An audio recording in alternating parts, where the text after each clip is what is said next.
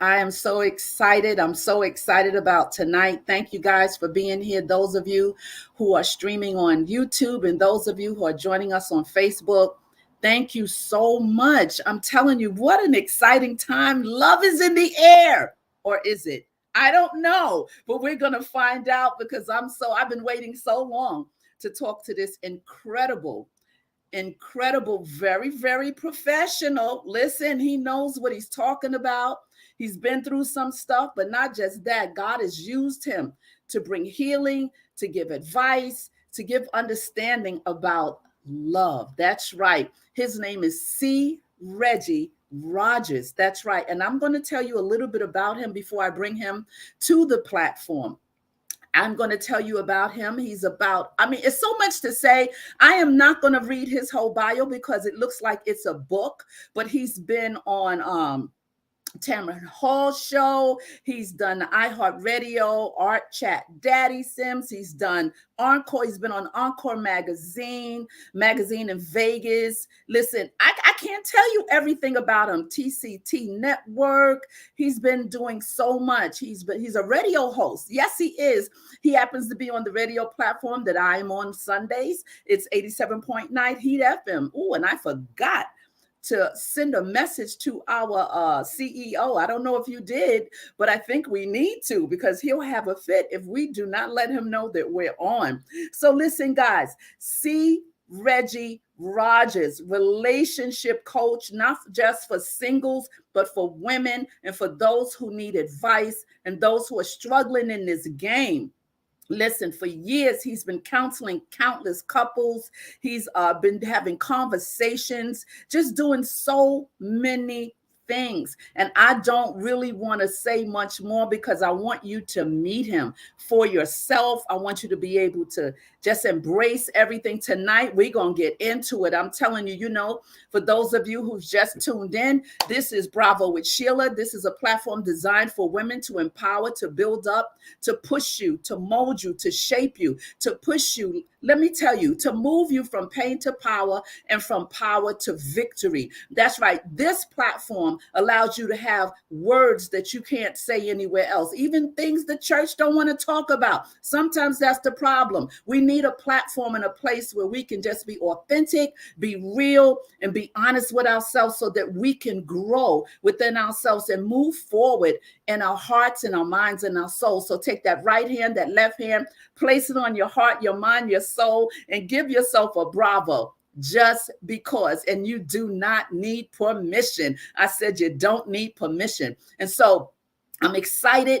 We're going to get into it. I'm going to bring my guest to the platform, and then we're going to get into everything. Him and I have already talked backstage about some of the things we're going to talk about. Those of you, I want you to jump into the chat. This is called Bravo with Sheila. Ladies, let's chat. So there's a chat, right? There you go. Get into the chat. Ask questions. This is not an interview. This is a conversation. And here's my guest. Welcome, welcome, welcome.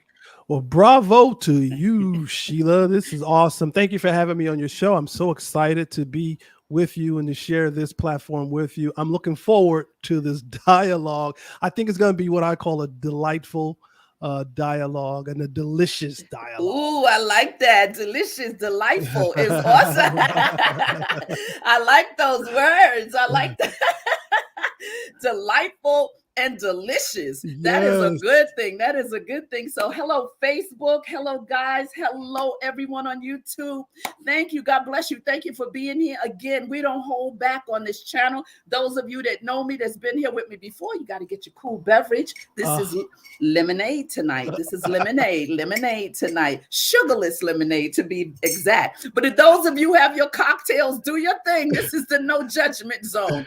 No judgment zone. So I'm so excited. So we're going to do this short intro. Stay right there, my friend.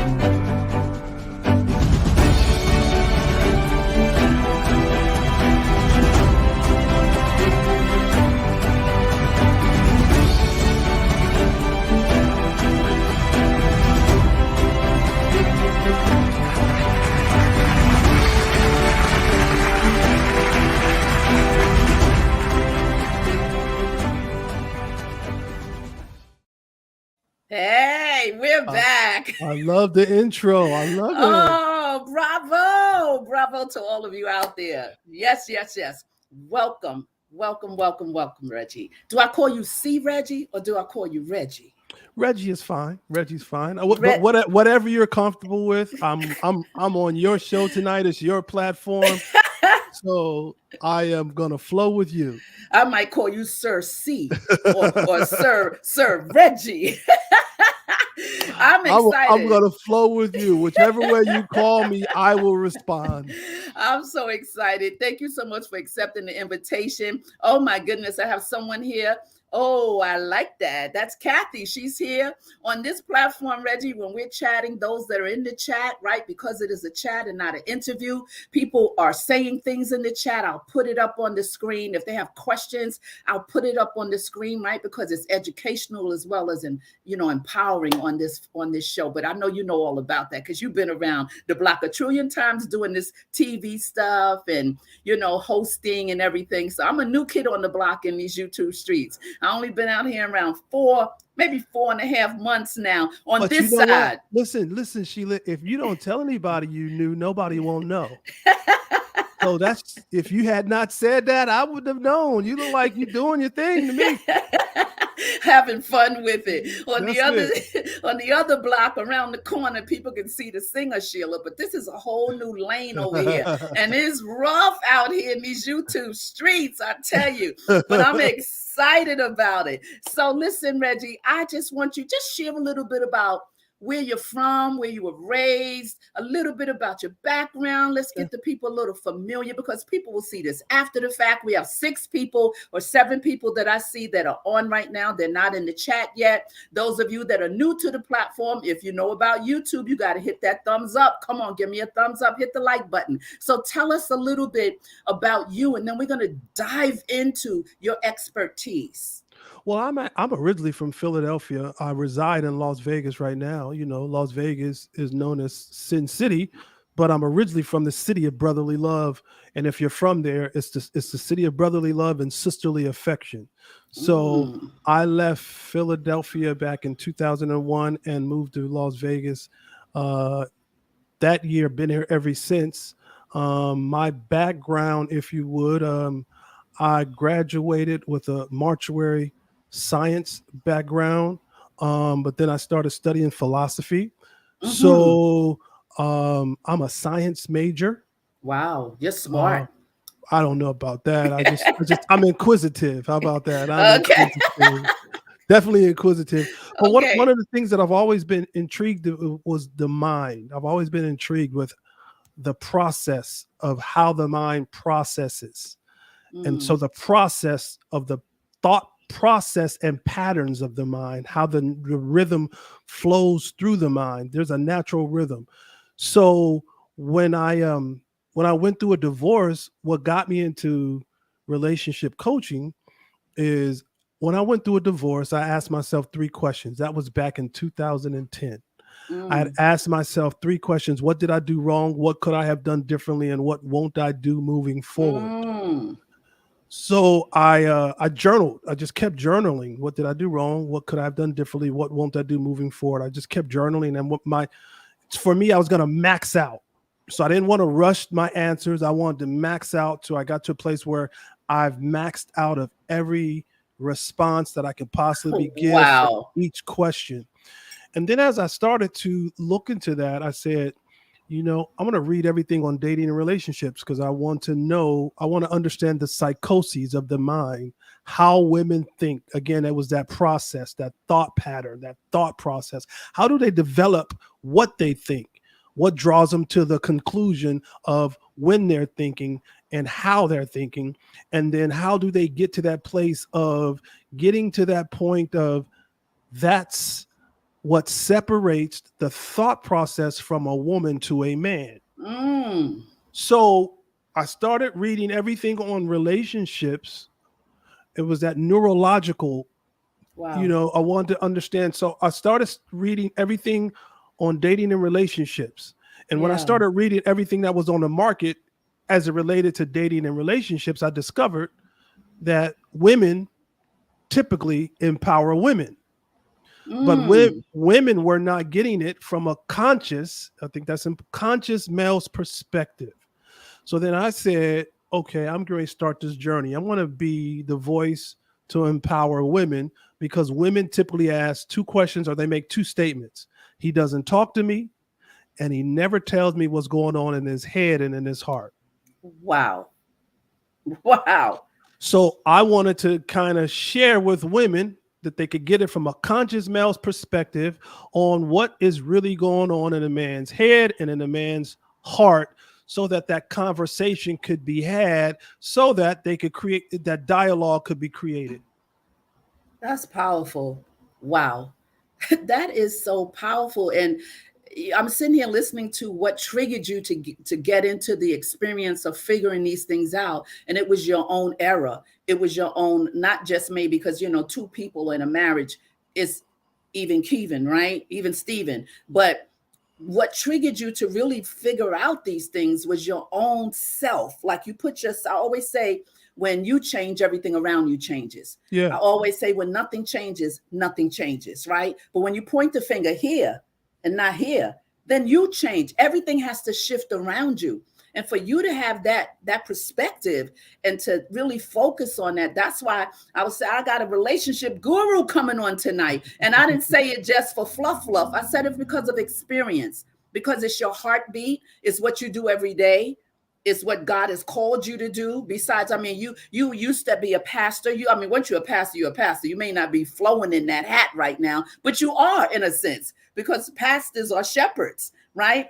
Pastors have mercy gifts. And so even though we may not have the flowing as far as the church building itself, you have the love of God in your heart. So Regi, please, let me put this comment up. Please Antoinette, tell me.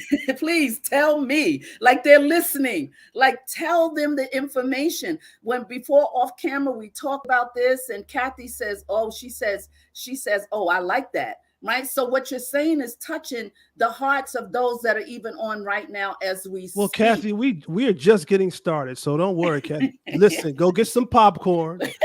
Be patient, because this is going to get good, Kathy. We just getting started. Yeah, we're going to touch on a lot of stuff. And I already told him, I said, there's no way to get all of this out of him in one sitting. So I'm going to get him to commit to me for a little bit more time. Maybe once a month, twice a month, whatever. Help the women, right? Because we need a male's perspective. We need help. We need help, not just those that are single, those that are married. People think that, oh, I don't need anything from a relationship coach or anything because I'm married. Wrong, beep, wrong answer, right? Because even in the marriage, there's struggle. You get married, all the fluff, down the road, things start shifting. You find out, I don't even know this person. Who is this person? I think one of the things that we've learned over the last 2 years, and particularly married couples, is because of this pandemic. This pandemic showed us whether or not we had a problem, we had a project, or we had a partner. Oh, say that again. Say it again.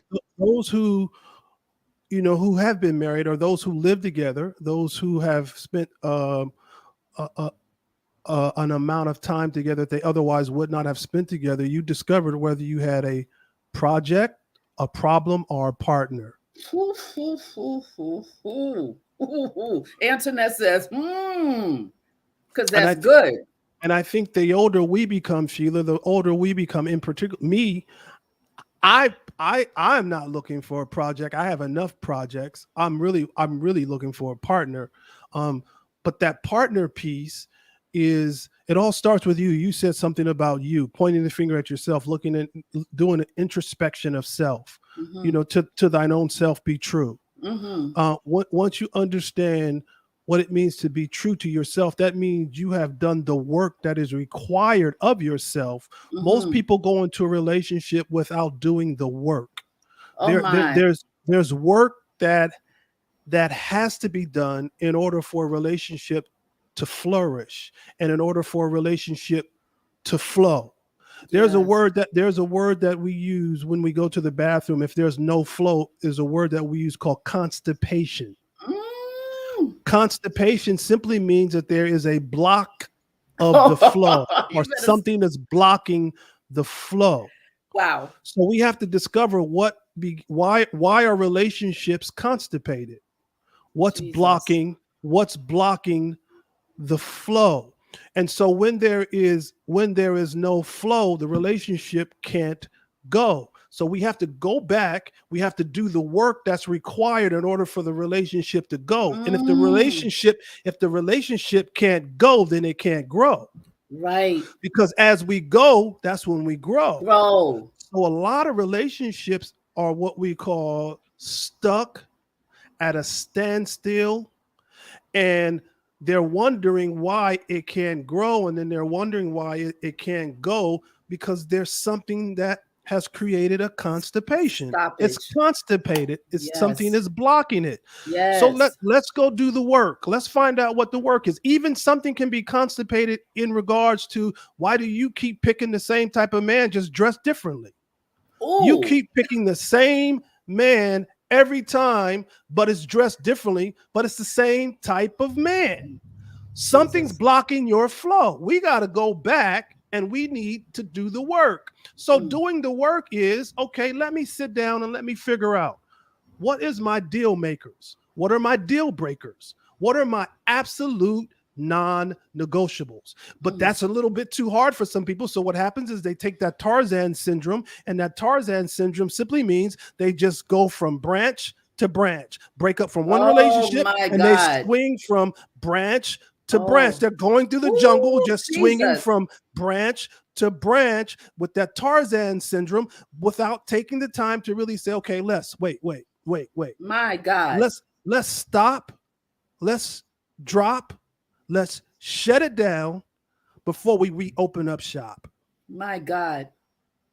Like, wait, stop, pause. Wait, stop, pause. Relate, release, relate. Stop, pause. The women in the chat are going crazy right now. Antoinette Saunders, I don't know if you see what I've been putting up with, she's been saying. She says, uh, exactly me, that's me. She says, this one here touched me, that she said, I have had nothing but projects and problems. Okay, now, This is a Anto- beautiful sister. Antoinette, if you've had nothing but projects and problems, I don't know you, but that simply means your heart is enormous. And so Mm. what you want to do is, you want to take situations and fix situations and make situations better. When you should, by now you should discover that you can want a situation to be better, but if that other person on the receiving end doesn't want to be better, it doesn't matter how much you want the situation to be better, because you want to make the situation better for them. But how about they don't want to make the situation better for themselves? Mm-hmm. So all you're doing is redressing the problem. But the problem hasn't been dealt with. It just got different clothes on it, because you're redressing the problem that is a project. Ooh. Now we have to move from creating what you have done, which is created a bigger project,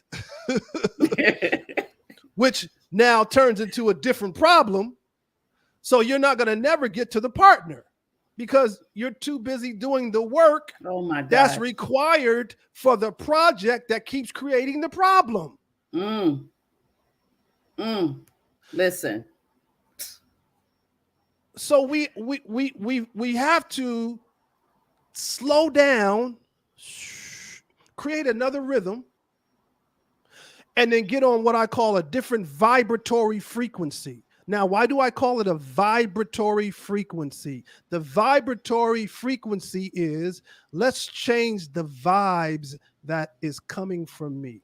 I want to, the energetic flow that's coming out of me is now what's in my energetic space. Because when you change the energetic flow that's coming from you, then you become very particular about who you now bring back into your space. That energetic, that vibratory frequency, now you don't allow those bad vibes to come into your space. Because watch this, when the energy is wrong, the conversation is not long.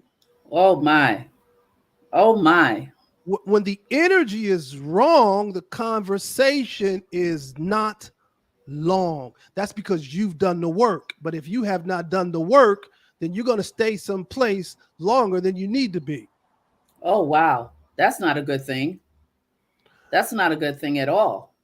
It's not, but people have overstayed. And let's take the young lady that we just talked to. We're not picking on her, but people have overstayed in situations. I believe it's Antoinette. I'm not picking on you, Antoinette, but people have stayed in situations longer than they needed to be because their mindset was, I'm going to fix it, or he'll change.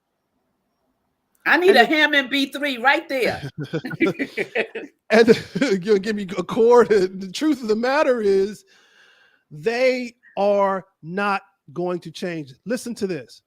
The only person that you will ever have control over in any relationship is you. Yes. The basis of all relationships is self. That's the basis of all relationships. And the only person that you will ever have control over in any relationship is self. That's you. So that just tells you right there, you can't change anyone. The only person that you can change is you. And then when you change you might wake up and say, oh God, why am I in this situation? Why have I been in this situation for as long as I've been in this situation when it's not going, it's not growing, it's stuck, we're at a standstill, and I deserve so much more. So when you say you have to do the work, right? So, okay, I mean, this is so powerful. I mean, like we just started, we just ran out the gate full speed. I don't know where we're going to wind up, but I'm telling you, those, listen, ladies, whatever questions, this platform, you can be open. It's a safe space.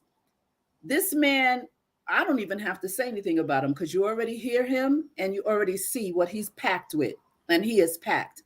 So when you say to the women, when you say to us, do the work on yourself, are you saying that sometimes you have to go to counseling or therapy? Because sometimes people of color, it's getting better now, got this stigma because this is how we were raised culturally. Sometimes, no, you don't need no therapy. You don't need no counselor. You're going to be all right. So if you tell like those that are in the chat now, you say, do the work. We were talking to Antoinette. She put herself out there. She's a beautiful sister. She's on it. She's seeking.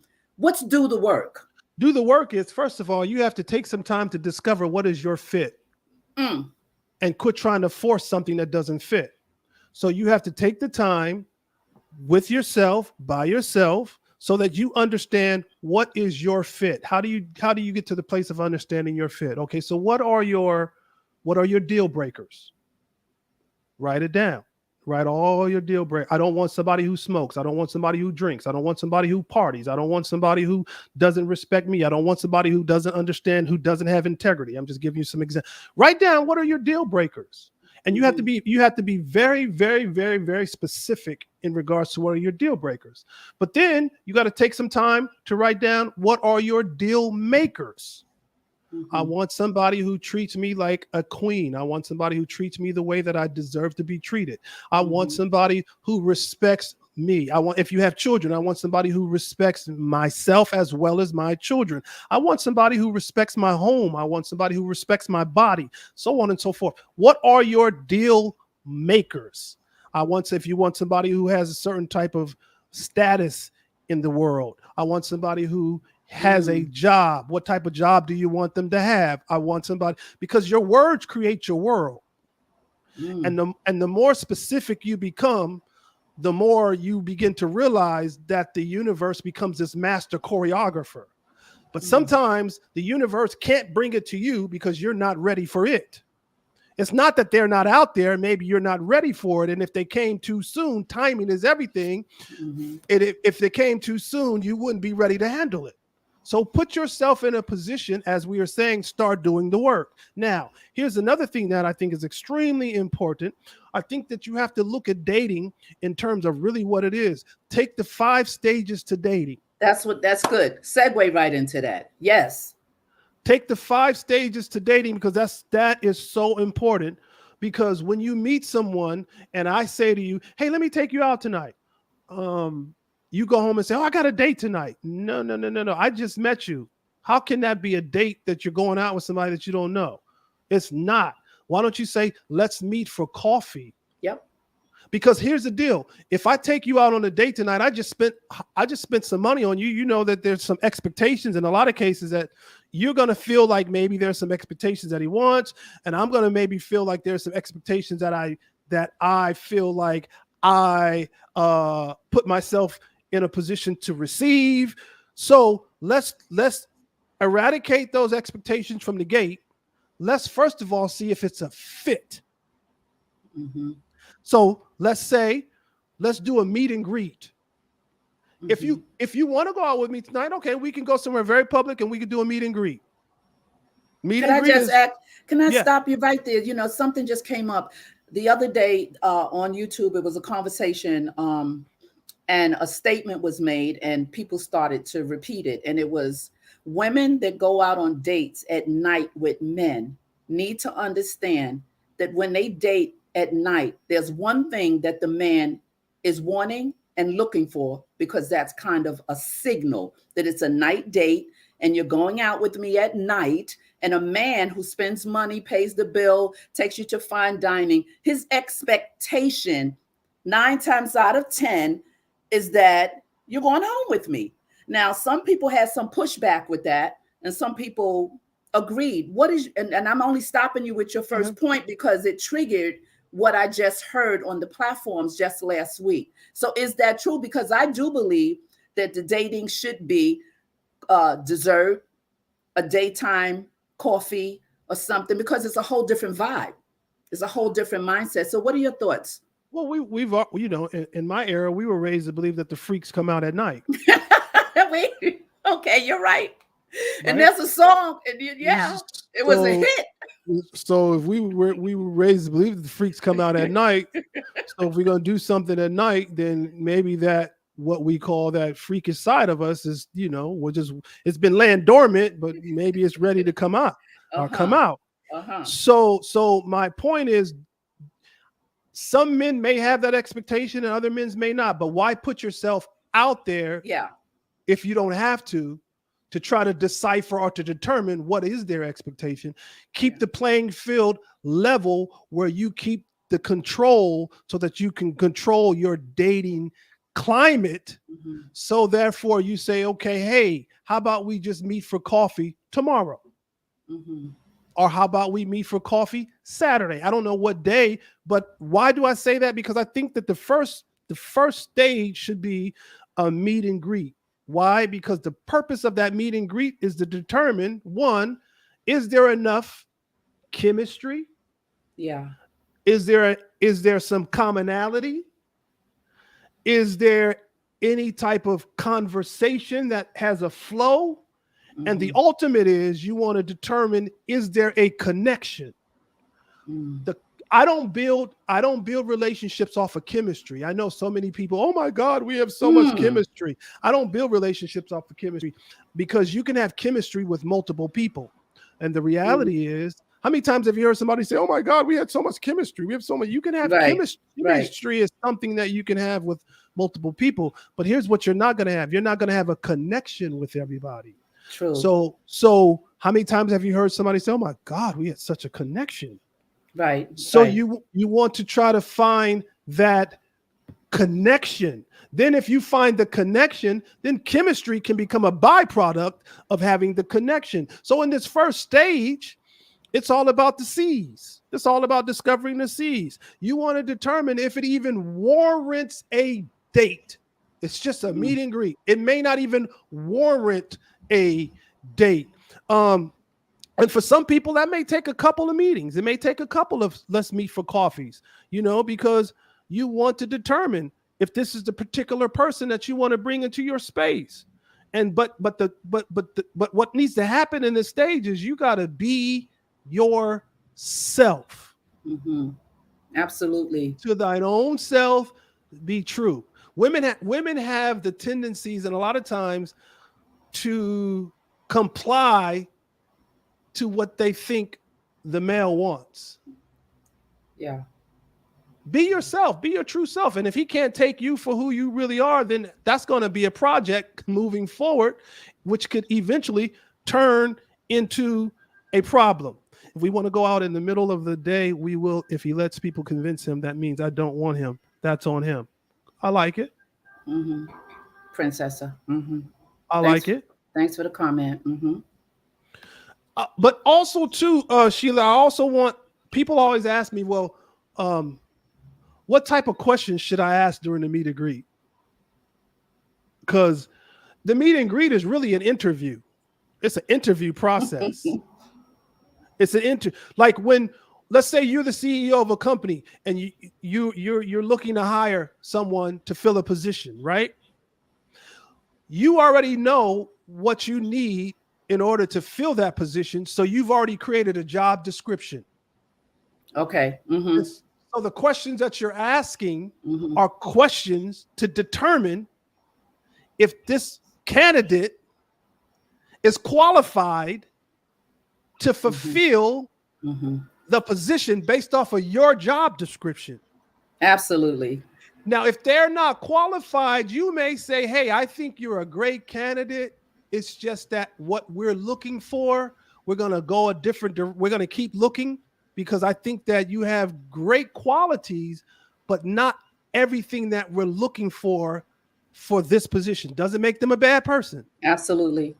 They're just not what you're looking for that position. Well, you're the CEO of your world. So you should have a job description based off of what you want, and you should know how to ask those questions based off of your job description that you have put together for that position. Yes. Bravo to that. Right? So people always say, well, what kind of questions should I ask? One of the first questions that I will ask anyone is, what makes you unique? I layer these questions. Do people get stuck on that one?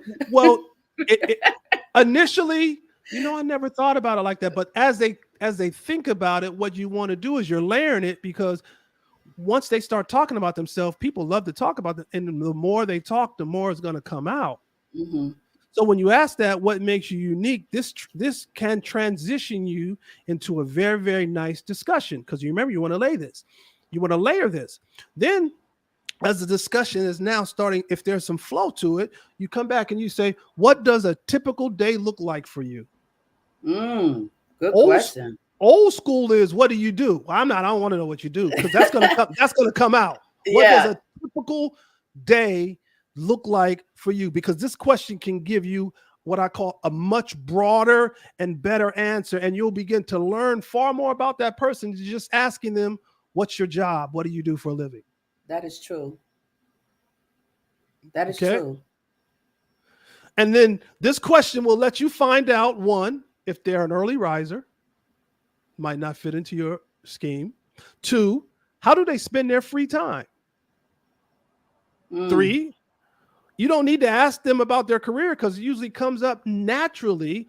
It will begin to just let you flow with who they are, so you can really see through them to get to them. That's it. That's powerful right there. Yeah, absolutely. Absolutely. Can we keep going? Yeah, keep it moving. Okay. So we've already asked, how do you what does a typical day look like for you? Then I think another question that I'll ask is, how do you typically spend your weekends? Now I need to find out, are they a partier? Without asking them, how do you typically spend your weekends?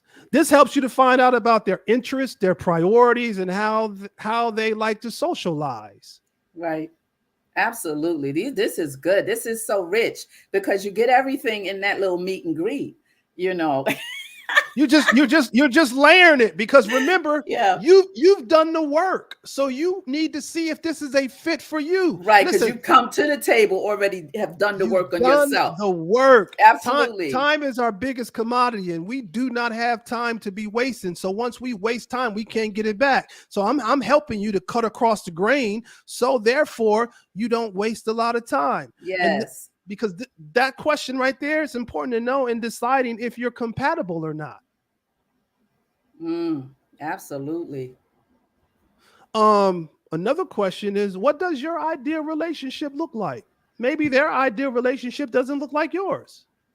These are some awesome. I mean, it may not even be a second meet and greet or date. Based everything you need comes out on this quick little coffee or Just a little whatever. meet and greet. Just a little meet and greet. It come everything. You walk away packed. I mean, that person, you met them, you know them. You walk away with, and you both know it, like you said, because if the chemistry is one thing, but the connection, is there a connection? That is awesome. All of this is so powerful. I think that if people understood these, these concepts, it would help them to not waste as much time. And it helped them cut across the grain a lot faster, and to determining what becomes their fit. So ladies, if you're listening to me, I think the first thing that I would tell you to do is go find out, if you don't know, what's your fit. Do the work. What are your deal breakers? What are your deal makers? And what are your absolute non-negotiables? Don't ask these questions, though, in the meet and greet like you're interrogating them. Let it flow in the conversation. Just let it flow. Because if it comes across like it's an interrogation, then the other person's going to be on the defense. But just be comfortable in who you are, be confident in who you are, and just let it flow. Yeah. Facebook, we didn't forget you. I see you. Dawn says, this is good stuff. You are helping the people tonight. Bravo. I'm telling you, we have Facebook here. The women are talking, everything. I told you, this is so needed, and I trust you, right? I would never put anybody on this platform, to the women that embrace the platform, if I didn't trust you. I trust you.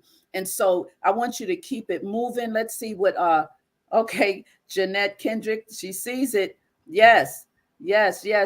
And so keep moving. I know there's a few things. Let's shift a little bit and come back to this. Let's shift to dating apps. Let's shift to the populated women. It's the new thing. It's like the organic meeting people, like of days. It seems like it's days of old, right? And so a lot of times now they'll say, well, get with the program. Everybody's on a dating app, right? And there's nothing wrong with a dating app. It's just that it's so much trash mixed into the gems, right? It's so much the catfishing, the sending 100 pictures that's not even who they are. I go through that every day in my IG. I look at my DMs and all these pictures. Today I just opened up my IG, and I see the same guy that tried to talk to me last month with a different name and more different pictures, but it's him. It's like, so the dating apps, and for people who are single, we're going to get to the married couples in a minute, but for the single woman who have not dated in a long time for so many reasons, right?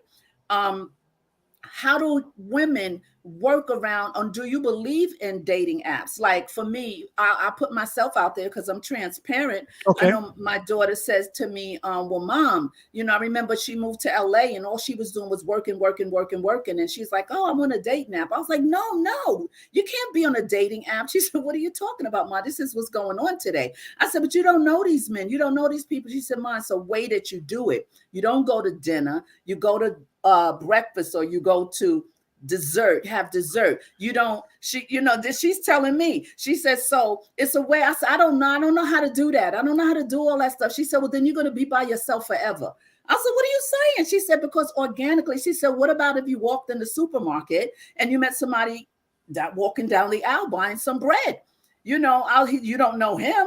She said, so you have to get out of the mindset. I said, but I like, and I says, well, I haven't dated. And here goes the big boom, drop the mic. I haven't dated in 14 years. I haven't been on a date in 14 years. I know y'all saying, what? Yes, in 14.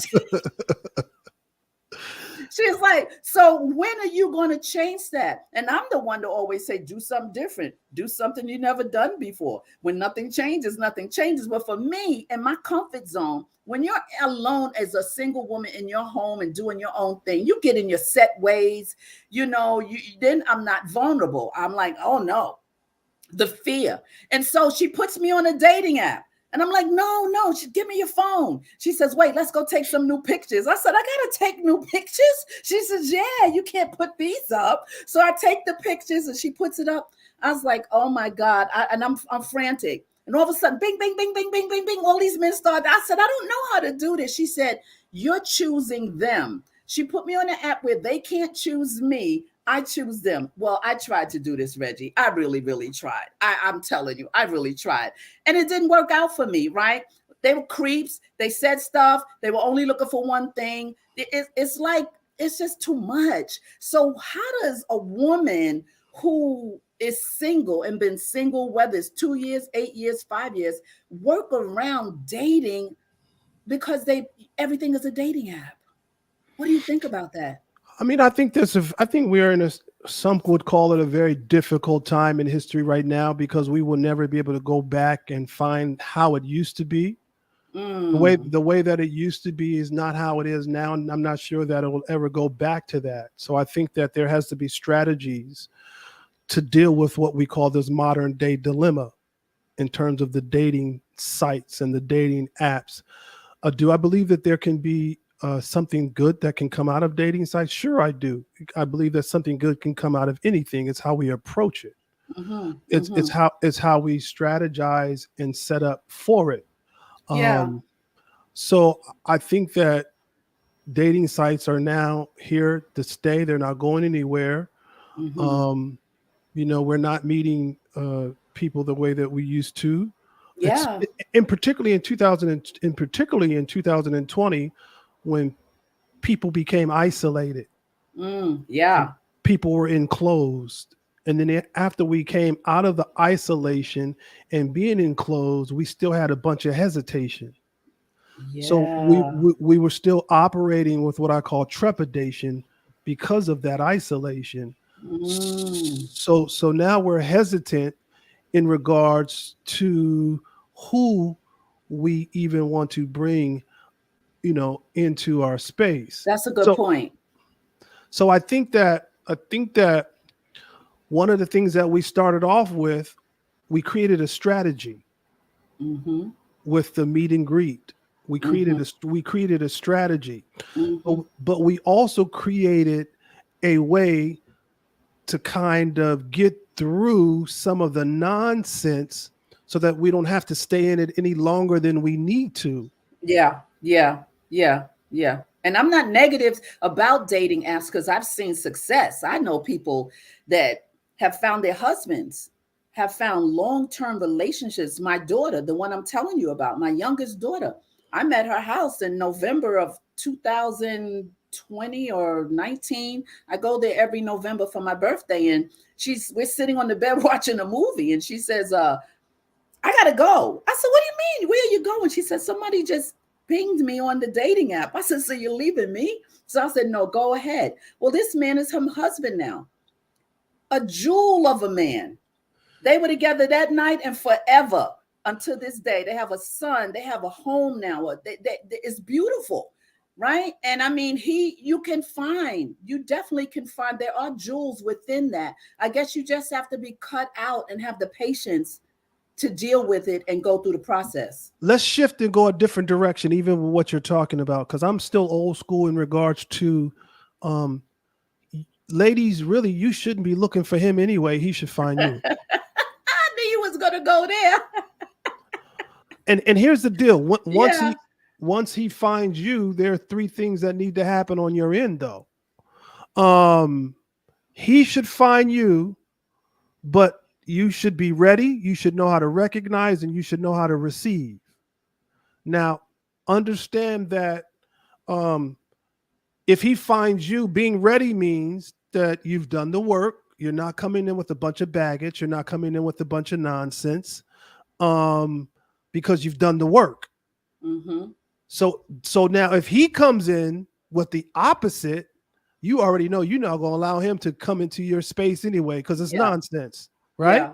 Yeah. Okay. So you got to be ready, but you also got to know how to recognize. Now here, recognition is very important because remember, not only have you created your non-negotiables, your deal breakers, your deal makers, you should know what he looks like, what he walks like, what he talks like, what he feels like, what he smells like. You should have already created him in your mind. Now, my thrust is dating from an expanded conscious perspective. Go there. People always ask me, what does dating from an expanded conscious perspective look like and what does it mean? Here's what it means. It means that I am empowering you to take your focus off of what's missing, because whatever you think about, that's what you bring about. And so now I am empowering you to take your focus off of what's missing. What's missing is I don't have a husband. I don't have a boyfriend. I don't have a girlfriend. I don't have a fiance. I don't have a wife, blah, blah, blah. Because now the more you keep thinking and talking about it, the more it expands. Wow. So now if we change that narrative and we begin to focus on what we intend to create, yes, now it becomes intentional, and wherever your energy goes, that's how your attention flows.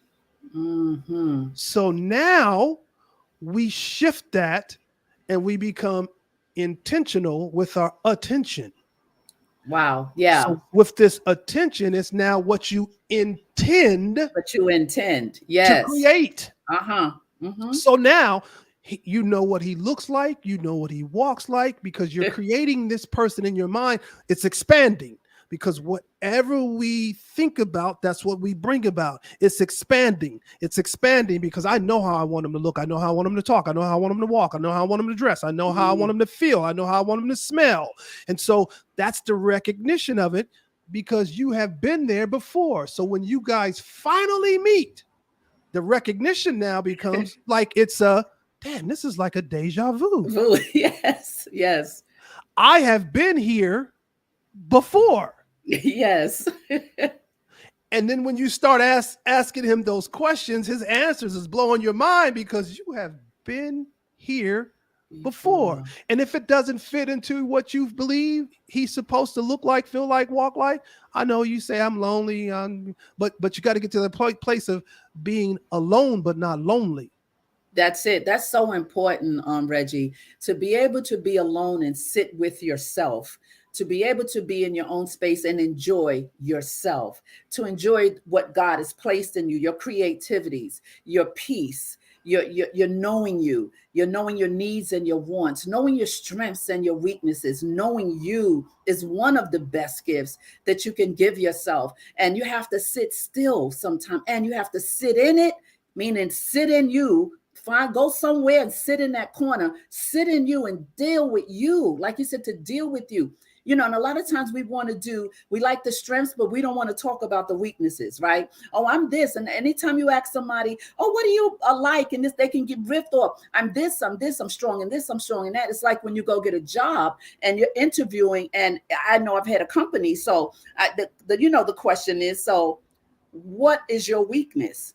And then a person will get, they can't riff off the weaknesses because either they haven't faced them, embraced them, worked on them, right? So then right away, you realize there's an imbalance. So I love what you said, because being alone is not being lonely. Like I'm alone, I live alone, but I'm not lonely. Right? I'm not lonely because I haven't dated in 14 years. I mean, it's something, of course, as a woman, I would like to do, but listen, it is what it is. So you just don't go spread yourself thin or just settle for anything. That's not who I am. So you find a place within yourself to bring that joy, bring everything to you, and get ready for when that thing happens. And you're right. When you say, words are powerful, because sometimes it'll just come out. Well, I guess I'm never going to date. My daughter was, well, I guess you won't. You putting it out there. Putting it out there. She'll just check me. I guess you won't, Ma. I was like, well, she said, oh, no, I guess you won't. And I was like, you're right. You're right. Right. So that's so important, being alone and not being lonely. But some women, because of what they've gone through, some women, because of relationships they've come from, right? They haven't dealt with a lot of the things that press them. I know with this COVID and being this pandemic, the domestic violence rate has gone up so high because people that are married or people who were living together never ever had to be in each other's presence like this. And they were And like passing ships in the night. And then now they're stuck and they found out, I don't they really found like they him. found they found out, were they a couple, Whoa, or were they in a crisis? there you go. There you go. Were There you they in a, go. were they a couple, or were they in a crisis? That's what they discovered, Yes. during that. Also, Sheila, I wanted to say to your to the ladies who are listening, Yes. sometimes you are alone because you have narrow parameters, and having narrow parameters is a beautiful thing because that just simply means you refuse to let any mess into your space. Take care, Princessa. Thanks for being here. Uh-huh. Go ahead, sir. So if you do have those narrow parameters, that just simply means you refuse to let anybody that's coming into your space with nonsense, and you have now determined and made up in your mind that if they can't come correct, then they don't need to come at all. Beautiful. Mm. Mm-hmm. Because Mm-hmm. Mm-hmm. you're positioning yourself for the Mm-hmm. right person that needs to be in your space. Mm-hmm. And so you're positioning yourself, because if somebody that's in your space that don't need to be in your space, then they're just taking up space that they shouldn't be taking up in your life. Yes, yes, absolutely, absolutely. Facebook. Let's go to Facebook. My daughter Pache is on. She's usually my co-host on Okay. Relationship Tuesday. She's not feeling well tonight, but she just tapped on. She says she's like in church with you. She said, "Come on," with exclamation. And she says she dates herself. She said, "Yes, date yourself first. Date yourself." And then she said, "Peace over everything." And she said, "Yes, come correct or don't come at all." And it's Love it. so many, yes, yes. Love And it. we have a gentleman on, Kelvin Gathers. Thank you for being here. Tashana Pay says, "I don't trust dating apps. My luck, I'll meet the crazy one." Yes. Yes, yes. Carry on. Carry on. And the question you would have to ask yourself too is, if you would you date you? Ooh, wait a minute. I need the Hammond B3. I told you. I got to get me a machine to hit the Hammond B3 right there. Dun-dun. Oh, my goodness. would Will you you would date would you yourself? date you? Because if you got a bad relationship with you certainly gonna have a bad Oh, my relationship God. with somebody else. If you Wait a don't have minute. a good relationship with yourself, how could you have a good relationship with somebody else? Wait a minute, Reggie. Wait a minute. You said if you have a bad relationship with yourself, how you going to date somebody else? If you don't love you, how you expect somebody else to love you, and you don't even love yourself? So, would you date you? Well, here's your girl Antoinette. She said, "I absolutely would date me. I'm the bomb." I love it. You are the bomb. I love it. And see, that's the kind of conversation you have to Yeah. talk to. You have to talk to yourself and tell yourself, I am beautiful. I am special. I am wonderful. I am kind. Talk and have those conversations with yourself and tell yourself that, because Yes. it gets into your subconscious, and then in your conscious, you begin to walk out in it, and you become exactly that. Yes. This is so good and rich tonight. Bravo to this conversation. Bravo to you, C. Regi Rodgers. Let's talk about. Hold on, Sheila. I wanted to get to that last R. We was on Oh, that. get. We was Oh, on do that it. we was on that You recognition. was Be on the ready, reckoning. Oh, yeah, yeah, yeah. Go. recognize, be Go, ready, go. recognize, and that last R was receive. Mm, Receive. That's okay. because that's where a lot of us miss it, because we don't know how to receive. In particular, women, we don't know how to receive because of the fact they've had so many bad men, that when it's a good man, they don't know how to receive a good man because of all the bad men. That's big. That's why it's so important. Do the work. Do the work. Those are three R's, but there are two R's that will nullify those three R's. And those two R's that will nullify those three R's are what I call rebound dating. Mm, Rebound dating is when you it's like it's a temporary fix. temporary fix. It's Wow. it's an emotional it's an emotional date, or it's an emotional experience, which is typically short term and short lived, because you're trying to take someone to get over someone else. So it's a temporary fix. It's a band-aid. It's a big band-aid. My God. Wow. Rebound dating will nullify those three. And I've got another R that I can't. I actually went blank. It'll come back. It'll come back on the last one, but that'll also nullify those three R's as well. Rebound dating. That's huge.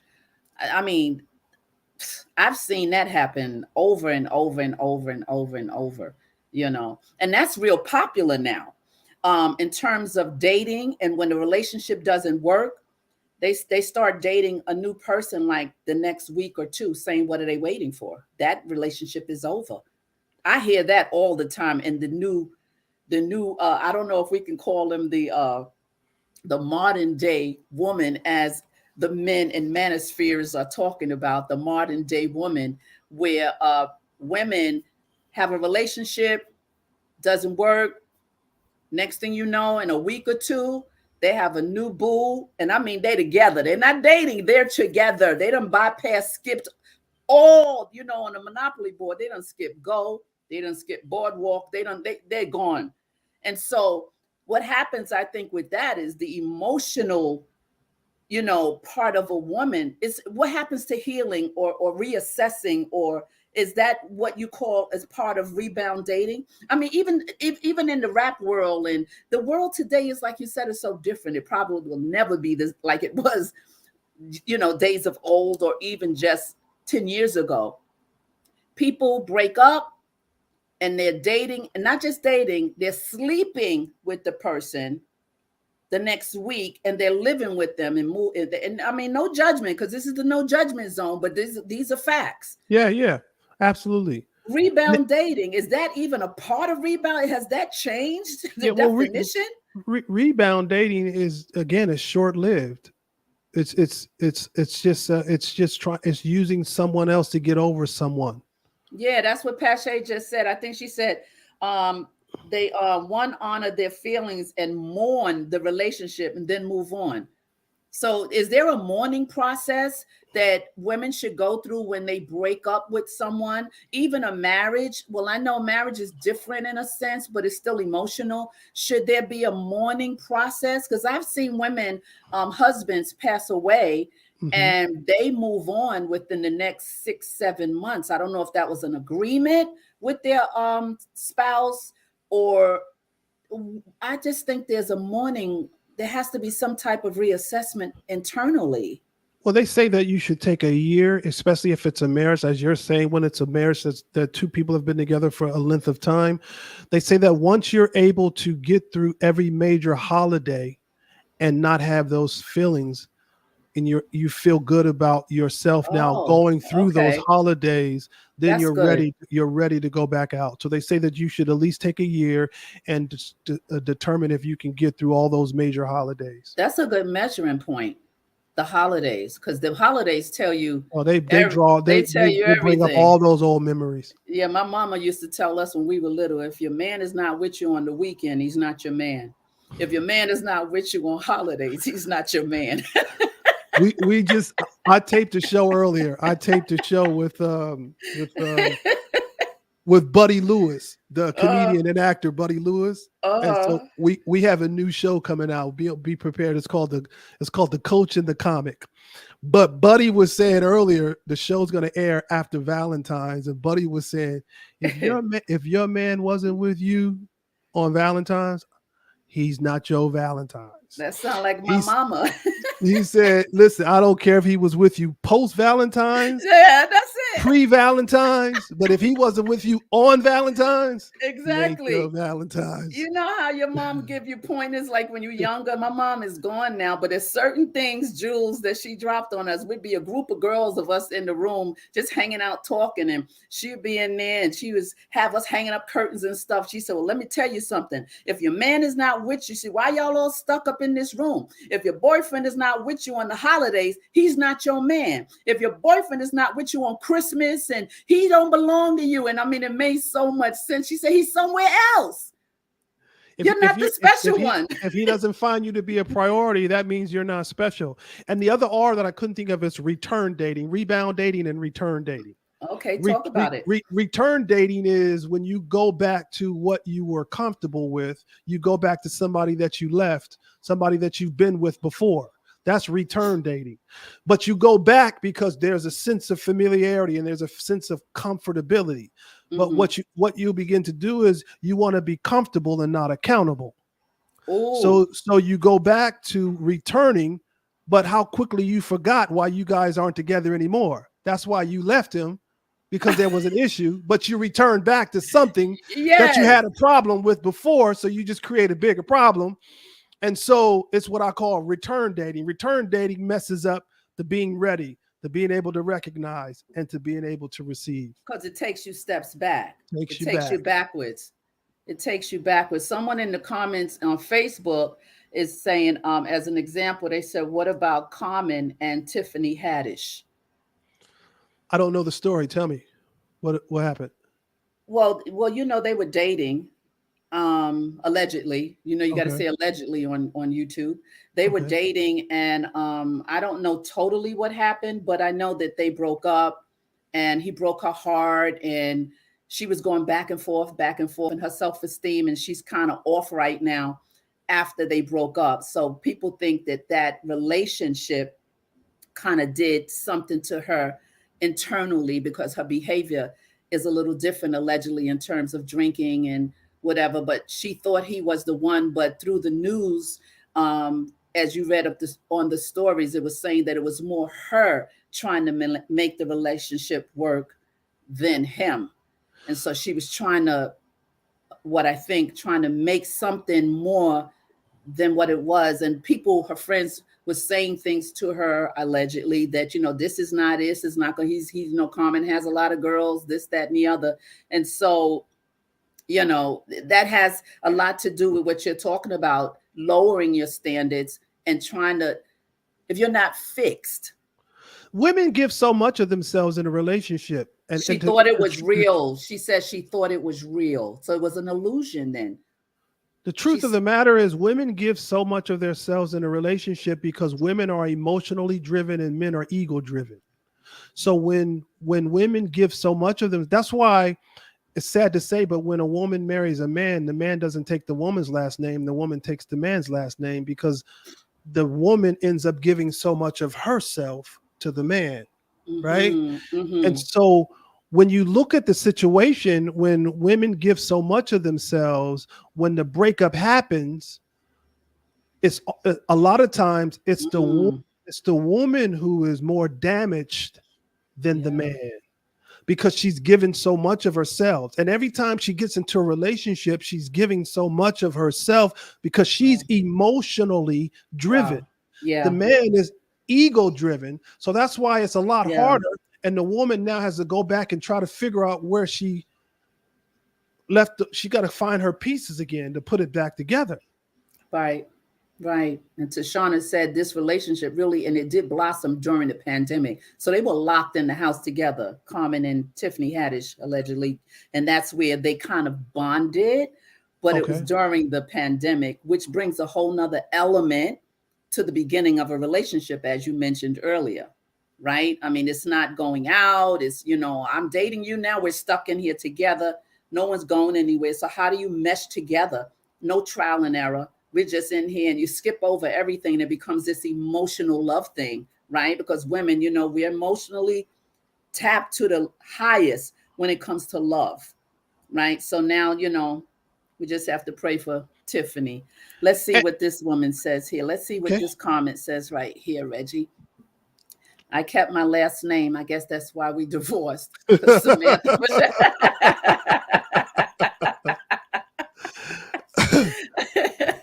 Antoinette says, I have moonwalked enough in my life, so she ain't going backwards no more. Yes. Go ahead, continue, Reg. Where were we? What were we? The last R. So we talked about, you gave Did you get the 3 R's out, or you got 2 Yeah, out of the 3? we got the 3. It was be ready, know how to recognize, and know how to receive. Those Yes. were the 3. And then the 2 that we said that would nullify those 3 would be rebound dating and return dating. Yes, yes. And so when you're talking now, because you're a believer, I'm a believer. There are a lot of believers on here. And there are a lot of believers that are not believers on here. And there are many people that are going to see this after the fact. And I know the criteria for dating in terms of being a believer is somewhat different than people who are not believers. And what do you say about that? Well, here's what I believe. I believe that people should be open-minded, and I know that Mm-hmm. the criteria, quote unquote, for believers is that Mm-hmm. unequally Yeah. yoked. Mm-hmm. But I feel like that has categorized and put you in this little small space. I think that you have to determine. I think that you Yeah. have to determine what becomes your fit. This is what we talked about earlier. That's what we've been saying throughout this whole show. Yes. Is you Yes. have to determine what is your fit. Yes. And once you Yes. determine what is your fit, then Yes. now you also have to determine that you're not going to try to force something that doesn't fit. You can Exactly. you can have 2 believers that believe the same thing, but that doesn't mean it's a fit. Exactly. That's my point. That a lot of divorce, a lot of broken relationships is from pressure from the church, because they feel, and most churches and denominations feel, that if you're dating to marry. Okay, so okay, that's fine. But suppose you start talking, you're having these moments, you're going out, but the only thing you have in common is Jesus. You Let's be have nothing. truthful. Let's be truthful. Let's be truthful, Sheila. Since you brought this up, the divorce rate in Christendom is higher than secular. Absolutely. So if the divorce rate is higher in Christendom than it is in the secular world, then there has to be a deficit. There must be a problem. There must be an issue that Some has to be addressed. We need to tweak that. We Get a need we balance. need to shift it, and there has to be some type of balance. Balance. Just because 2 people believe or believers don't mean that they are a perfect fit. So now Compatible. it's Mhm. up to me. It's up to me to determine what is a fit for Regi Yeah. Rodgers. It's up to Yeah. Sheila to determine what is a fit for Sheila. Now, when we go through our process of, meeting and greeting and doing the things that we feel that will warrant, if we even want to date or even go to that next stage, Mm-hmm. we take it slow. We take it as if. I think that a lot of times in Christianity, and the belief process in Christianity is, okay, so we meet someone, now we need to get married. And Yeah. so we rush the whole process It's because pressure. it's because of the pressure that's The applied. pressure. Because no. I think there has to be some modifications there. And I Mm-hmm. think that now individually you must determine, what is what are the conversation. Let's start here. Conversation. Mm. Because a lot of times people don't have the same conversation. Mm-hmm. Mm-hmm. And if we don't have the same conversation, then it doesn't make for a good orchestration. Mm. What do I mean? Here's what I mean. The word communication comes from the word communion. Communion. Mm-hmm. Okay. So the word communion, as we know it in this religious sect, means it's something that's sacred. And oftentimes we hear that if you're going to partake of these elements, you must first examine yourselves, Yes. right? Yes. So that means it's something that's sacred. It's something that's worth taking introspection Mm-hmm.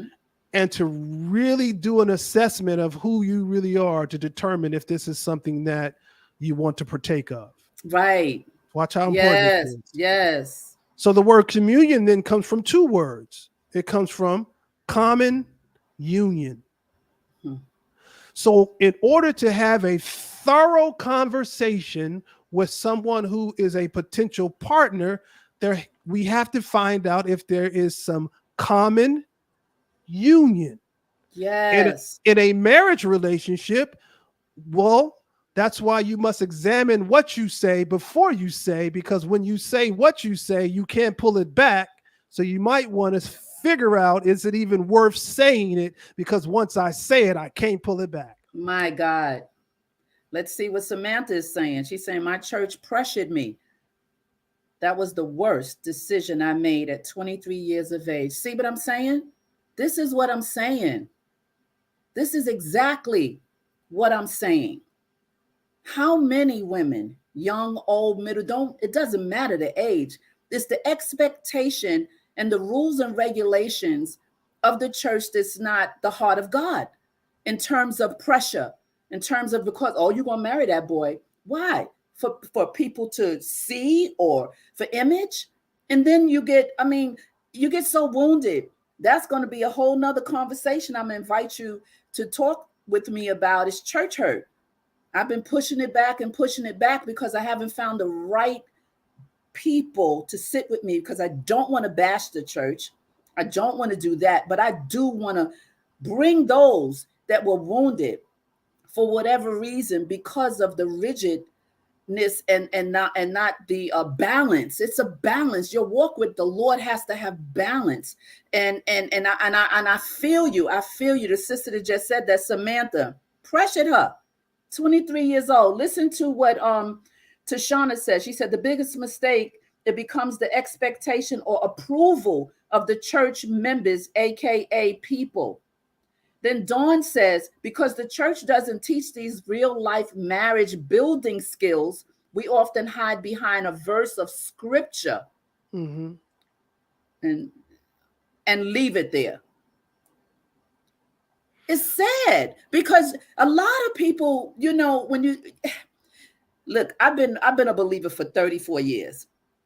I've been church hurt, church batted, church this, church that. And so I always teach people, it's not about the building. It's about the relationship.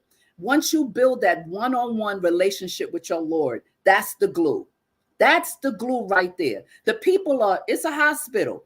But then when you have leadership and people, when you get in the wrong ministry, and I say wrong because the leadership does not have a balance, and you leave the church more wounded than when you got in the church because of marriage or some other situation, the judgment becomes too much. And I don't know why I went on that, but I had to address that because it's so important when it comes to women, healing, marriage, divorce, dating. All of this is encumbered inside of what we're talking about.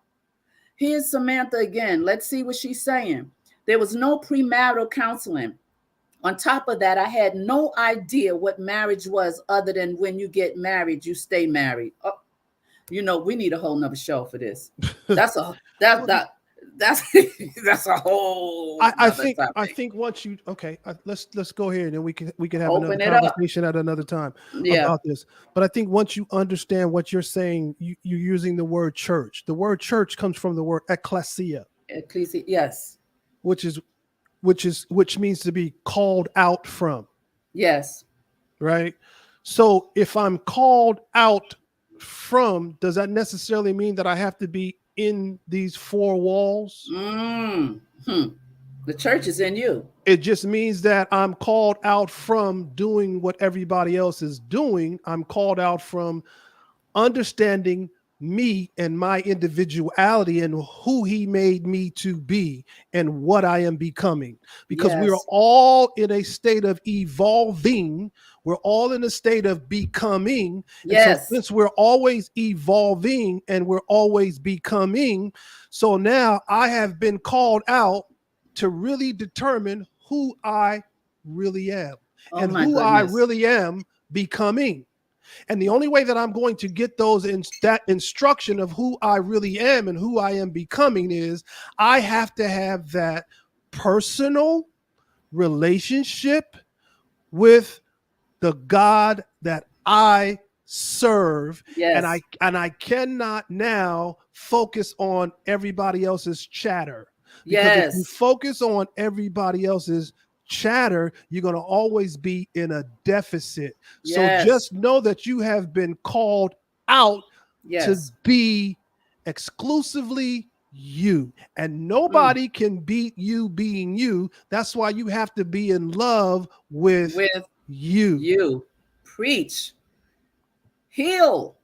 That's some healing right there. Straight up healing right there.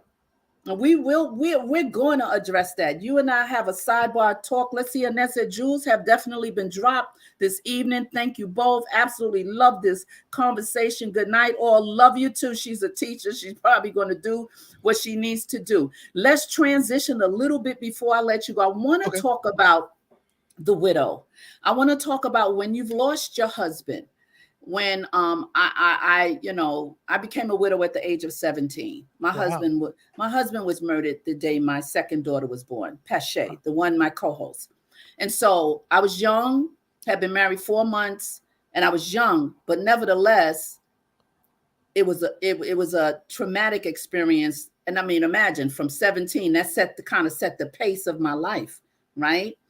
And I know I have a cousin who was very, very close, very, very close to her husband. And he recently passed away from being ill.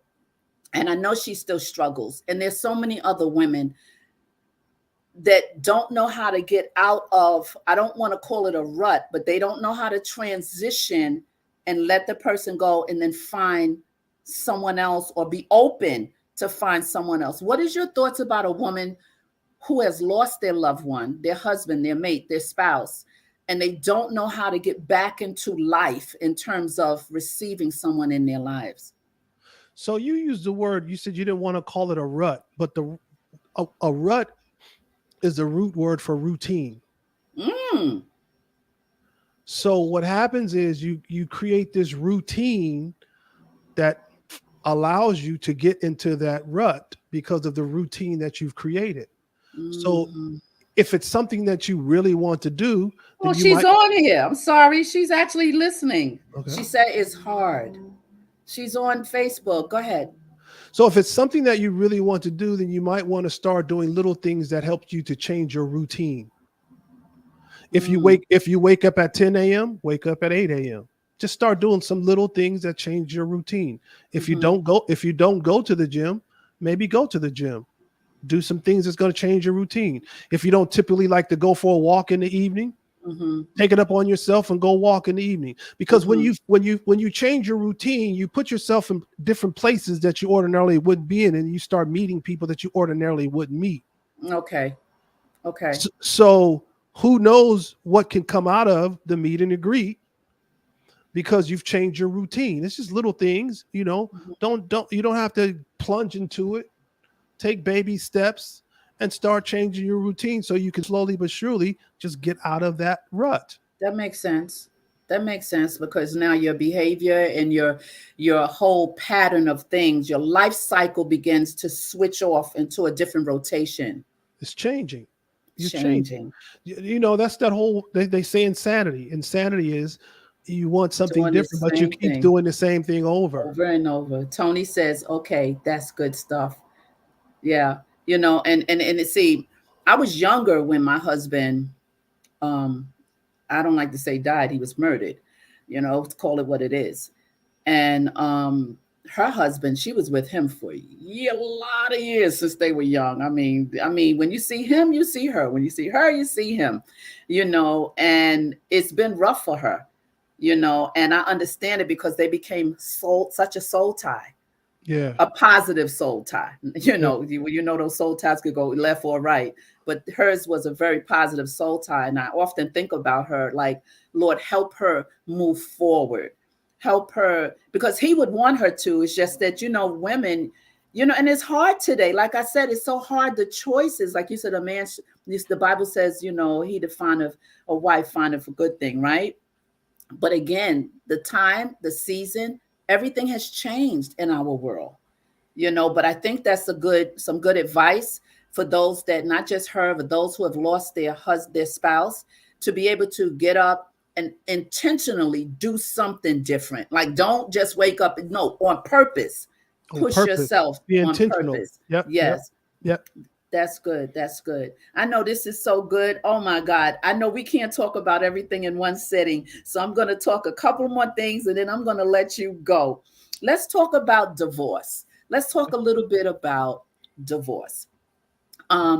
Divorce is a death, right? Divorce can affect people as a death, because something has died within your life. And it's hard to sometimes now, if it's a marriage that was abusive or not healthy, then it's a different type of healing, I think, that comes, because it's kind of more like a freedom when Mhm. you can get out of something that had you in bondage, or. But if it was something that just transpired between two people that outgrew each other, or just you started changing what you needed, divorce is hard, because then after the fact, how do you, the stigma, there's always a stigma on people who have been divorced. I mean, for me, I've been divorced and I'm free, right? But while I was going through it, it was an eerie kind of feeling. It was the thoughts of that were going on in other, especially in the church, right? It was this thing. And you have to get free from it. You have to break away from the thoughts of other people. I always say, turn the voices off.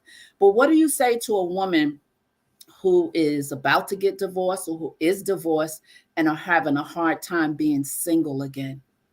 So the word divorce comes from die means two, vorce means ways. Mm, So it's just two people going two different ways. And I think that if you break that down to understand that, okay, we're no longer on the same page, we're going two different ways, then when you really start to factor that equation in, mm, if we're not going the same direction, life is too short. So I don't want to stay in something where mm. there's no harmony, nor do I want to stay in something that if we can't have in harmony, we're not going to have peace. Yes. So life is too short not to have the peace of mind that you so rightly deserve. So Yes. if we're going two ways, then I guess for me, then I need to determine what way am I going? Because Oh, every person has to ask themselves three questions: where am I going? How am I going to get there? First yeah. and then they have to ask themselves, who am I? Where am I going? And how am I going to get there? Who am I? Where am I going? How am And I how am going I to going to get get there? there? Okay, so now I have to determine the way that I'm going. Once I determine the way that I'm going, that means I must be evolving, because that must means that I'm I've evolved into something that I wasn't. That's why Mm, we're going yeah. two different ways. Yeah. So now who am I? Who am I now? Where am Yeah. I going? Yeah. And how am I going to get there? I think that if you take the time to really assess that and do the homework on that, Hmm. it can create a little bit of a peace Yeah. in regards to what it is that you're going through, because divorce is extremely hard. When you've It been with is. somebody for a long time, and then Yeah. just all of a sudden you guys evolved, you're just not on the same page anymore, then Right. you have to start having those real conversations with yourself. And you have to get rid of, I know some women deal with the guilt, because I've known women who have gotten divorced or getting divorced and been with someone for a lot of years, and now the best years of their life they've given to this person. They're in their 40s and 50s now. That can create a bitter woman. That can create, I mean, if it's something where they were divorced, like the man divorced them and they, found somebody younger, because we have different scenarios, Mhm. and now they're older and they become bitter. That's a free, that's a lot of work at that point that they have to deal with themselves and do with themselves, because that bitterness can take root, because they feel, I've given you my best years. How But the can you truth, but the switch? truth of the matter, your best, those weren't your best years. Those were your good years. Your best years are still yet to come, because Hmm. now that you've gotten older, you've not really gotten older. You've become more seasoned. But it's the mindset, though. That's why I'm trying to tell you, if you become more seasoned, you have to really now Yeah. you have to really talk to yourself and tell yourself the best is still yet to come. Yes. I gave him some good years, but the best is still yet to Yes. come, because Yes. Yes. there's so much more in store that I can still yet learn about me. That's why, who am I? Where am I Where am I going? going? How And am I how am going I to going to get there? get there? Absolutely. Those are the things you got to repeat in your head. Push the play button and rewind and rewind. You have to talk to yourself. You have to push it down in your spirit, in your heart, so that you're not sidetracked by those thoughts that the enemy will put in your head. You're too old and nobody wants you. You got to cast down those imaginations, because it's all up here. If you don't know who you are really, really, really, and you haven't done the work, right? It's this process. We're talking about that process that women have to get to, because it doesn't happen overnight. And let's take the enemy out of the equation, because one of the things that you don't hear me, the enemy can't make me do nothing. And True. I don't say that to be big, bad, or bold. I'm saying Yeah. if I did it, it's because I wanted to. Yeah, you got to take ownership. It's because I did it. It's because I wanted to, not because he can't make me do anything. Right. And one of the things that we always hear, the devil is a liar. But as soon as he says something, you believe it. Yeah, but it's the mindset, Reg. I know the mind. That's what I'm trying to tell you. It's the mindset that we've been brought up to believe. True. So if you change that mindset, absolutely, and you change that narrative and you flip that script, then that'll change the whole situation.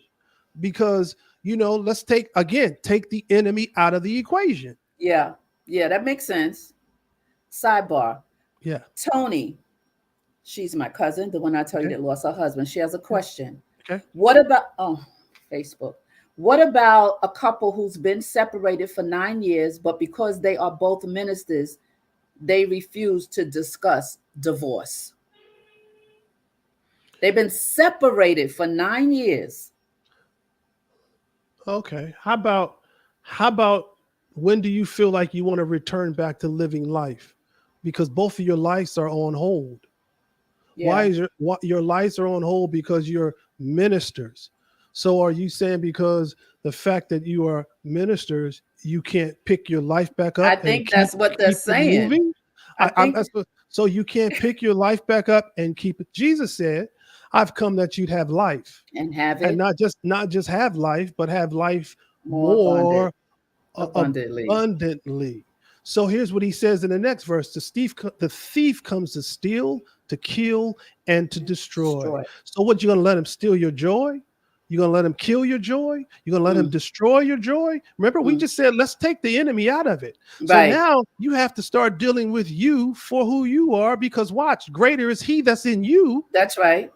Than anything else that's around you. That's right. So forget about what the people say. Forget about what the people say. Because if you separated for 9 years, you have no life anyway. You're not living life. All you're doing is you're trying to live a life to appease the people because your so-called title as a minister. And you're already unequally yoked. And that's the script that they like to use, right? You're already unequally yoked. 9 years. You need to pick it up and keep it moving. Move on. Move on. So let's take this and close this. I know I told you it was going to get so good, but let's end it on this. I want you to give some tips for married couples, not just married couples who are struggling, but married couples in general. Let's start out a couple of things for married couples who are struggling. What kind of counsel? If I came in your office with my husband, and I know because you're a relationship coach and you have these degrees and everything, and we're struggling. We don't want a divorce, but we're struggling because we feel like something has shifted, but we don't know what. Okay. What do you do with that? How do we get to that place of now, let's start complimenting each other? Let's make it our business that all that we do, we're going to compliment each other. Mm-hmm. I don't want to compete with you. Mm-hmm. I want to compliment you. Mm-hmm. So if I make it my business, both of us, to compliment each other, I don't mean compliment, baby, you're so fine, baby, you're so pretty. No, I don't want you to take my weaknesses and throw that in my face. I want you to figure out, how do you take your strengths to cover my weaknesses so that my weaknesses aren't shown anymore? And I take my strengths and I cover your weakness, and we complement each other so that we're not competing against each other. Because what happens is when you start throwing my weaknesses in my face, what you're doing is you're competing with me to tell me you're better because you do it differently. I don't want to compete with you. I want us to complement each other. Now, if Mm, I put that up here in your conscious mind, and I tell you for the next 2 weeks, you're going to do everything mm, that you can do to complement each other. Therefore, you're going to bury each other's weaknesses by hiding the weaknesses with each other's strengths. mm-hmm, So my mm-hmm, weakness, where I'm weak, you may be strong. mm-hmm. And where you're weak, I may be strong, but we're Yes, going to cover each other. yes, absolutely. Now the focus changes. Absolutely. That's so powerful because that is like one of the main things as I counsel people. One of the main things that comes to me, well, now via Zoom or whatever, but that is so powerful because that alone sets you free and allows you to be equal to receive each other where you are. The expectation drops, the acceptance goes high, and the expectation Yes. goes down, right? Yes. Expectation low, acceptance high. And so that's so beautiful. That was said so beautifully. And so I want to give you the last words to talk to my sisters out here and those that are on. We have some guys in Facebook. I don't know who's looking, listening, watching, but I'm telling you, this is good stuff. I'm going to give you, I want you to say, close the show with something to inspire you. Well, you've been inspiring, but I'm just going to give you the floor. But before you do that, I want you to tell people how to get in touch with you. I did let you guys know that Regi and I are both on the same radio platform, 87.9 Heat FM. I'm on Sunday morning from 6 a.m. to 11 a.m. on the Bravo show, right? And it's international, it goes everywhere, right? And so Regi, tell them when you're on. Also tell them where they can reach you because you're still in Vegas. You live in Vegas, right? I am in I, Vegas. I have to come visit Vegas. I have to Yeah, come. you gotta I you was gotta come close. in. Yeah, I You was in gotta come Go and ahead. hang out. That'd be I fun. do. I was in Arizona 2 months ago. I was right next door to you. Were you in Phoenix? Yes. I love Phoenix. I'm there quite often. In fact, I love Phoenix. Yes, yes, yes. So let them know how to get in touch with you. Tell them about your new book, your new show that you're Okay. doing. Just give them everything right now and your handle where you Okay. on IG and everything. So if you're looking for me on Instagram, you can find me at C Regi Rodgers. That's C space Regi Regi, as you see it right there on the screen. Rodgers Rodgers on Instagram. If you want to follow me on Facebook, again, C space Regi Rodgers. Go to my website too, cregirodgers.com. You can see all my merchandise there, my book. I've got a new book that's going to be coming out here shortly, but my current book that's out is on my website as well. It's called Love at First Spirit. It comes with a book as well as a workbook. So you can get the book as well as the workbook there. And stay tuned. We got a new show coming out called The Coach and the Comic. Buddy Lewis, he writes for Kevin Hart. He writes for D.L. Huey, Monique. He's an Okay. actress. He's an actor, comedian, been on Def Comedy Jam, been on a lot of shows. If when you Google him, you know who Buddy Lewis is. So Buddy Lewis and I, it's a great show on dating and relationships. You'll get the serious and you'll also get the funny. Mm-hmm. So it's called The Coach and the Comedian. And I guess you told me to just kind of give some parting words. I want to give you there's a recipe that I have. It's called Regi's secret Thank you, sauce. Samantha. It's called Regi's secret sauce to attracting who you want. Your secret, say that again. I like that. My secret sauce to attracting who you want is called Regi's recipe. Okay. Okay.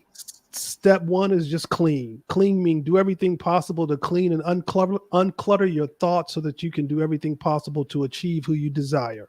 So clean. Mm, Step two is create. Create the vision of what your male looks like. Bring it into existence. mm. Step three, check. Check your mind to make sure it's filled with positive thoughts related to the vision of how your mate looks. Examine to detect the presence of something that does not need to be there.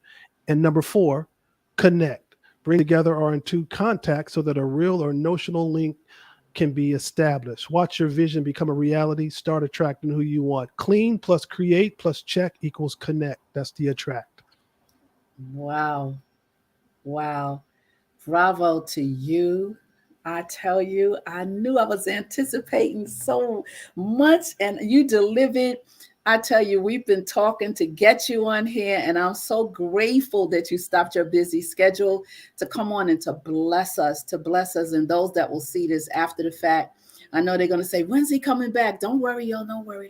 Him and I, we're gonna get it together. He's getting real busy, so I'm gonna have to get in his schedule on the calendar. Let's make it happen, Sheila. Make it happen. So you guys, thank you so much for being here. Facebook, we love you. Thank you so much, all of you. Thanks for the chat. Thanks for the comments, the questions. This was so very rich. And I'm going to sign off. Remember, when nothing changes, and you have to keep it moving. Remember, expectation low, acceptance high. Everything will work out. You got some jewels tonight. Go back on the replay. Listen to it again. Share this broadcast. Share it with your friends. Just push it out there. It's jewels all inside of here. And so we're going to say good night and take care. Reggie, don't move. And I'm going to let you guys go and just, you're so wonderful.